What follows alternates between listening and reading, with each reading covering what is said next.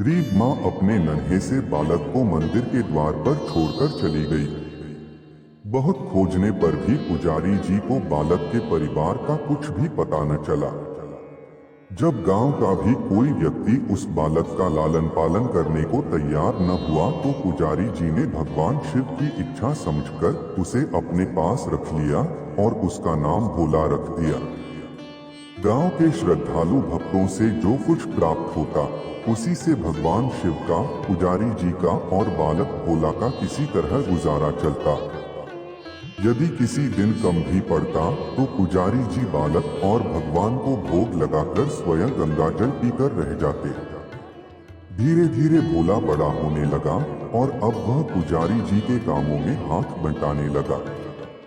वृद्ध पुजारी जी के थके हारे हाथों को कुछ आराम मिलने लगा, इसलिए उन्होंने भोला को मंदिर की सफाई, भगवान शिव की पूजा, उनको भोग लगाने और उनकी आरती करने की विधि अच्छी प्रकार समझा दी। अब वे स्वयं भगवान शिव के नाम जप और संकीर्तन में समय व्यतीत करने लगे। एक दिन भगवान शिव के मंगलकारी नाम शिव शिव शिव शिव का जप करते हुए ही उनके प्राण छूट गए। अब बालक भोला का इस संसार में भगवान शिव के सिवा और कोई सहारा न रहा। उसने पुजारी जी की ये 3 बातें कभी नहीं भूली। 1. भगवान भोलेनाथ शिव शंकर को ताजी गर्म रसोई का ही भोग लगाना। 2. भगवान को भोग लगाए बिना स्वयं कुछ भी नहीं खाना। 3. भगवान शिव पर विश्वास रखकर कभी भी किसी भी वस्तु का संग्रह न करना, बासी भोजन का भी नहीं। यदि कोई भक्त पहले से बना भोजन या मिठाई मंदिर में दे जाता तो बालक भोला उसे गरीबों में बांट देता। वह ताजी रसोई बनाकर ही भगवान को भोग लगता, उसके बाद ही स्वयं प्रसाद ग्रहण करता और यदि बचता तो उसे बांट देता। यदि रसोई बनाने को सामग्री न होती तो भोले बाबा और भोला भगत दोनों गंगाजल पीकर ही रह जाते। एक बार बरसात का मौसम आया और 3-4 दिन तक मूसलाधार वर्षा होने से मंदिर में एक भी भक्त नहीं झांका। भोला अपने भोले बाबा को गंगाजल का ही भोग लगाता और उसे ही पीकर रह जाता। भोले बाबा बालक की भक्ति और सहन शक्ति की परीक्षा लेते रहे, किंतु आखिर में अपने भक्त बालक को भूख से तड़पते देख उनसे रहा न गया। वे सेठ के नौकर का रूप धरकर हाथ में भोजन सामग्री की पोटली लेकर वर्षा में भीगते हुए मंदिर के द्वार पर जा पहुंचे। उन्होंने आवाज लगाकर भोला को बुलाया और उसके हाथ में पोटली देते हुए बोले, सेठ जी ने यह कच्चा राशन भेजा है, इससे रसोई बनाओ, भोग लगाओ और स्वयं भी प्रसाद पाओ। मैं कल फिर आऊंगा। भोला भगत ने आशीर्वाद देकर उसे विदा किया और सूखी गीली लकड़ियों के धुएं में गर्म रसोई बनाकर भोले बाबा को भोग लगाया। पूरे बरसात के मौसम में भोले बाबा नौकर के वेश में भोला भगत को सीधा देने आते रहे और स्वयं भी गर्मागर्म रसोई का भोग पाते रहे। एक दिन भोला भगत ने सोचा कि सेठ जी को कच्चा राशन भेजते हुए 4 महीने हो चले हैं, किंतु वे स्वयं कभी मंदिर में भोले बाबा का प्रसाद ग्रहण करने नहीं आए। अगले दिन जब भोले बाबा नौकर के वेश में सीधे की पोटली देने आए तो भोला भगत उनसे बोला, भाई, तुम्हारे इतने धर्मात्मा सेठ जी कभी स्वयं मंदिर में प्रसाद लेने नहीं आए। इस कारण मेरा हृदय अत्यंत दुखी हो रहा है। अपने सेठ जी से कहना कि कल वे भी मंदिर में प्रसाद ग्रहण करने अवश्य पधारें। सुनकर नौकर बने भोले बाबा चौंक कर घबरा उठे और बोले, पुजारी जी, सेठ जी मेरे द्वारा आपको कच्चा राशन भेजते हैं, आप इससे भगवान को भी भोग लगा लेते हैं और स्वयं भी प्रसाद पाते हैं। फिर सेठ जी को बीच में बुलाने की क्या जरूरत है? जैसा चल रहा है वैसे ही चलने दीजिए। भोला बोला, ऐसे कैसे चलने दूं? आपके धर्मात्मा सेठ जी इतने दिनों से कच्चा राशन भेज रहे हैं, क्या मैं उन्हें भगवान का प्रसाद देने का अपना कर्तव्य भी पूरा न करूं? मैं किसी का उधार खाने वाला नहीं हूँ। अपने सेठ जी से कह देना कि यदि कल भोले बाबा का प्रसाद ग्रहण करने न पधारे तो मैं उनका कच्चा राशन लेना बंद कर दूंगा। नौकर बने भोले बाबा तो अपने भोले भगत की अकड़ देखकर कांप उठे और यह सोचकर मन ही मन हंसे कि वाह, आज तो लेने वाला ही देने वाले पर धौंस दिखा रहा है। लेकिन सरल हृदय भक्त के मनोभाव पर रीझ कर वे बोले, ठीक है पुजारी जी, कल सेठ जी मंदिर में प्रसाद ग्रहण करने जरूर पधारेंगे। दूसरे दिन बड़े सवेरे ही भोले बाबा नौकर के वेश में दूध और बहुत सारी भोजन सामग्री लेकर मंदिर पहुंच गए। भोला चौंकते हुए बोला, भाई आज इतना सारा सीधा किस लिए ले आए? नौकर बने भोले बाबा बोले, पुजारी जी भूल गए क्या? आज आपने सेठ जी को प्रसाद के लिए बुलाया है, इसलिए आप छक्कर रसोई बनाइए और भोले बाबा को भोग लगाइए। हाँ, यह तो बता दीजिए कि सेठ जी किस समय पधारे? भोला ने प्रसन्न होकर उन्हें सेठ जी के आने का समय बता दिया। अब भोला भगत की इच्छा पूर्ण करने के लिए भोले बाबा कैलाश पर सेठ का रूप धारण करने लगे। इधर अपने स्वामी को एक प्यारे भक्त के यहाँ जाने का समाचार सुनकर ममतामयी अन्नपूर्णा माँ पार्वती भी भला कैसे पीछे रहती। वे भी पति की आज्ञा लेकर सेठानी का रूप धारण करने में जुट गई। भोले बाबा ने अपने गले से मुंडों की माला उतार दी, शरीर पर लगी भस्म, कमर पर पहना हुआ बाघांबर और बाहों और कानों में पहने सांपों के हार भी उतार कर रख दिए। उन्होंने एक मखमल का सुंदर कुर्ता धारण कर लिया। अपनी जटाएं सीधी कर गंगा और चंद्रमा को उसमें छिपा लिया और ऊपर से एक सुंदर रंग बिरंगी पगड़ी पहन ली।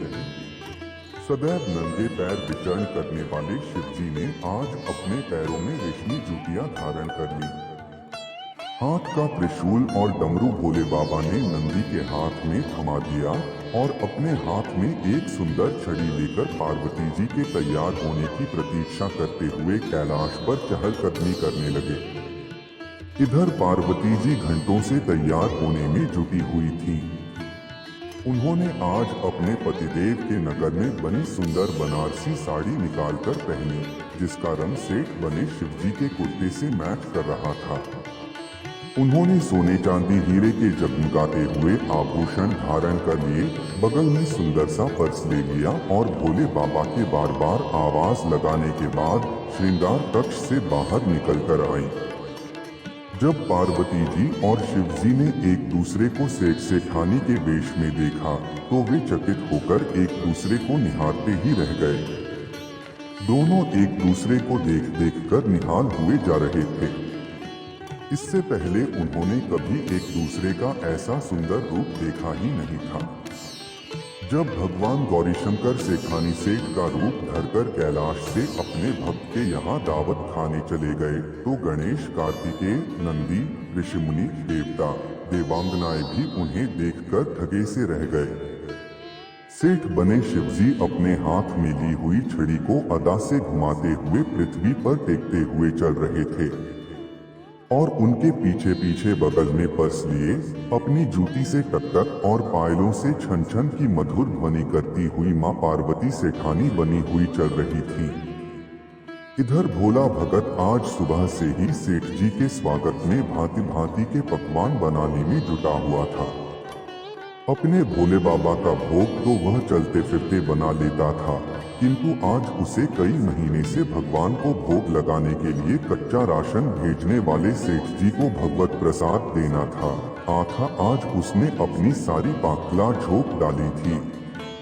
उसने सेठ जी द्वारा भेजे हुए चावल धोकर खीर बनाई, उसे धीमी आंच पर पकाकर गाढ़ा किया और उसमें सेठ जी के द्वारा भेजे हुए पिस्ते, बादाम, केसर, चिलगोजे, किशमिश डाले।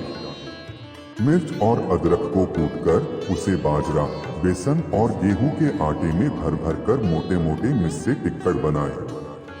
रसोई बनाकर भोला भगत पुनः स्नान करने चला गया ताकि स्वच्छ वस्त्र पहनकर भोले बाबा को भोग लगा सके और सेठ जी को उनका प्रसाद दे सके।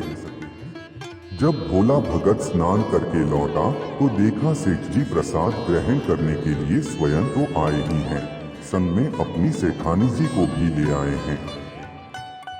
भोला ने झट दोनों से राम राम की, उन्हें आसन देकर बैठाया और बोला, मैं अभी भगवान को भोग लगाकर आता हूँ, फिर आपको प्रसाद परोसूंगा।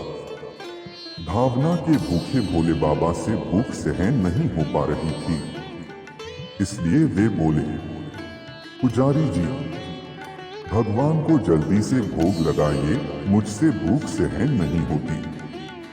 भोला भगत बोला, सेठ जी, भूख तो मुझे भी बड़े जोर से लग रही है, किंतु मैं अपनी भूख के कारण भगवान को भोग लगाना नहीं भूलता। यदि दुनिया के सारे लोग इसी तरह अपनी भूख के लिए भगवान को भोग लगाना भूल जाएं तो भगवान को भूखों मर जाएंगे।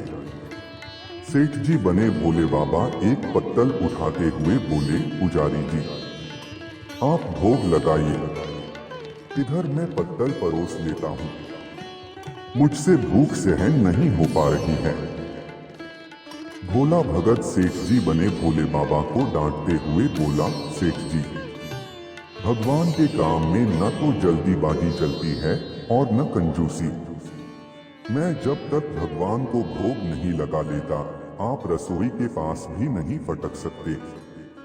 चुपचाप इधर बैठ जाइए और नमः शिवाय जपते रहिए। मैं अभी आता हूँ और आपको पेट भर भोजन कराता हूँ। सेठ बने शिवजी डांट खाकर चुपचाप अपने आसन पर जा बैठे।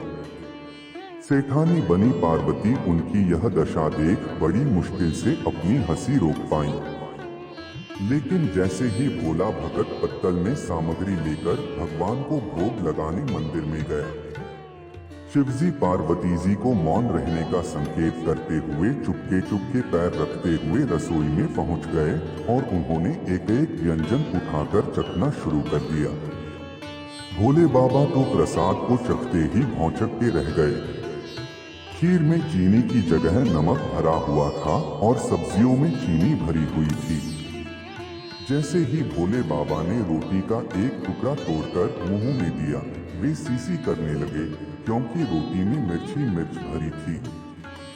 वे सीसी करते हुए उल्टे पैर भाग आए और अपने आसन पर जा बैठे। मां पार्वती अपने स्वामी की यह हालत देखकर खिलखिलाकर हंस पड़ी। इससे पहले कि भोले बाबा पार्वती जी के सामने कुछ सफाई दे पाते, भोला भगत नमः शिवाय मंत्र का जप करते हुए आ पहुंचा। उसने भोग को रसोई में मिलाकर उसे पवित्र बना डाला और फिर सेठ जी के सामने पत्तल परोसकर हाथ जोड़कर बोला, सेठ जी, अब आप जी भरकर प्रसाद पाइए। भोले बाबा तो अभी अभी भक्त की भक्ति से भी जोरदार उसके हाथ की बनी हुई रसोई चख चुके थे। आखिर उसे ग्रहण करने की बात सुनकर उनके पसीने छूटने लगे। कभी वे भोला का तो कभी पार्वती का मुख देखने लगते। भोला को सेठ जी की ढील बर्दाश्त नहीं हुई और बोला, सेठ जी, अब क्या हो गया आपको? अभी अभी तो इतनी उतावली मचा रहे थे, अब क्यों नहीं ग्रहण करते? आप ग्रहण करो, तभी तो माता जी भी प्रसाद ग्रहण करेंगी और फिर मैं भी प्रसाद पाऊंगा। भोला की ललकार सुनकर भोले बाबा ने चुपचाप खीर का कुल्हड़ उठाया और सारी नमकीन खीर गटागट पी गए। कुल्हड़ खाली होने की देर थी कि भोला ने उसे झट से भर दिया। अपने प्रिय भक्त के हाथों परोसे हुए भोग में भगवान को आज दुगना स्वाद आने लगा। भोला परोसता गया और भोले बाबा पीते गए। जगन माता पार्वती भक्त और भगवान दोनों के प्रेम को देख देख कर मंत्रमुग्ध होती रही। जब सारी रसोई समाप्त हो गई तो भगवान ने एक जोर की डकार ली। भोला को होश आया और बोला, वाह सेठ जी वाह, मैं ही बावला था जो इतनी थोड़ी सी रसोई बनाई। मुझे पता होता कि आपको प्रसाद ग्रहण करने का इतना शौक है तो और भी ज्यादा रसोई बनाता। भोले बाबा अपने पेट पर हाथ फेरते हुए सेठानी बनी पार्वती जी की ओर मुस्कुराकर देखते हुए बोले, पुजारी जी, मैं इतना रोज कहाँ खाता हूँ, किंतु आज प्रसाद इतना स्वादिष्ट बना था कि अपने पर वश ही नहीं रहा और खाता ही चला गया। किंतु तभी भोला भक्त रुआसा होकर बोला, सेठ जी, वह तो आपने ठीक किया, लेकिन माताजी तो भूखी ही रह गई। ममतामयी पार्वती माँ से भोला का रुआसा मुख देखा नहीं गया।